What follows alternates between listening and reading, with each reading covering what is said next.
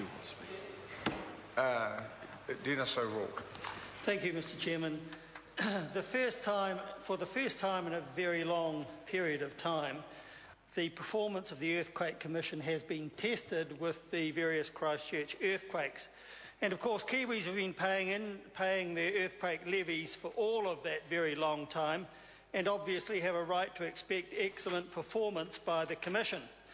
And I'm afraid to say that many people in Christchurch, and I mean especially those who are actually affected by the earthquake, are not in fact satisfied with the performance of the Commission. And Mr. Chairman, I'm one of them.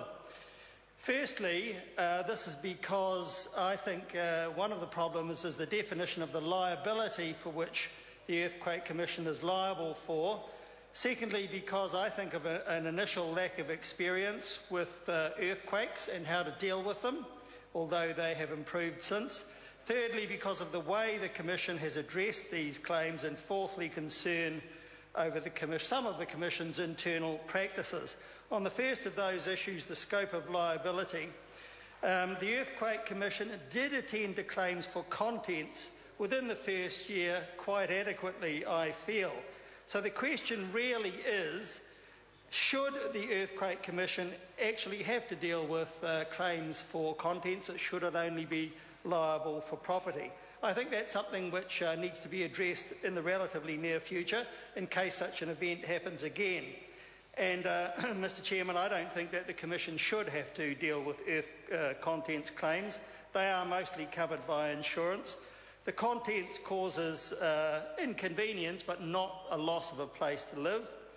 And it causes delays in the reinstatement of houses because the Commission's time and effort has to be taken up with contents claims, and of course it's got the capacity to exhaust or certainly reduce the size of the resources that the Commission has. So that's an issue for the future. But on the second issue, the lack of initial experience, I did feel that the Earthquake Commission was not properly prepared for the event which happened on the magnitude that it happened. It didn't have the people it needed, didn't act fast enough, it was very bureaucratic in its procedures, and it constantly inspected things and didn't do very much on the ground. So hopefully it's learned from that and will improve in the future. On the third issue I mentioned, it has taken in fact far too long for the Commission to attend to the repair or replacement of damaged homes. Multiple inspections, as I said, and too little action. Well after a year since the February earthquake, thousands of people still live in seriously damaged homes and unrepaired homes. Many live elsewhere and cannot afford to do so. And these are properties in the green zone, Mr. Chairman. Many need to be replaced and many still have to be demolished. Now, I realise that the numbers of claims are extremely high and that thousands and thousands, tens of thousands, have in fact been attended to. But that's no comfort to the thousands whose claims have not yet been actioned this long, 1.5 years almost, after the February earthquake. So the question really is, why is that? I feel one problem has been the employment only of Fletchers as the sole provider. I think perhaps it would have been better to consider others as well. I think a monopoly may have created something of a lack of competition for good results, and of course more resources should mean more speedier attention. So overall progress has been too slow and it really needs to be better. So that's another lesson for the future. And the fourth and final issue I raised, Mr. Chairman, was some concerns that people have expressed, and I think with justification, over some of the internal practices. Initially, it did appear that there were conflicts of interest between some of the staff of the Commission and the Commission itself.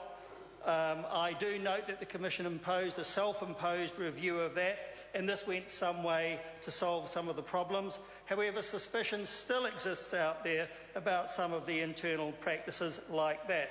So the conclusion, Mr. Chairman, that I'm afraid I would have to draw is the performance of the Earthquake Commission was not as good as it should have been. And of course, it's never been tested, as I said at the beginning.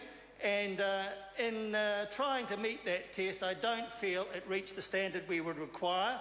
But I don't want to say that it has been a complete failure, because it hasn't. It has done a lot of good work, and I want to pay particular regard and acknowledgement to the people who have been employed by it. Nikki Wagner. Thank you, Mr. Speaker. It's my pleasure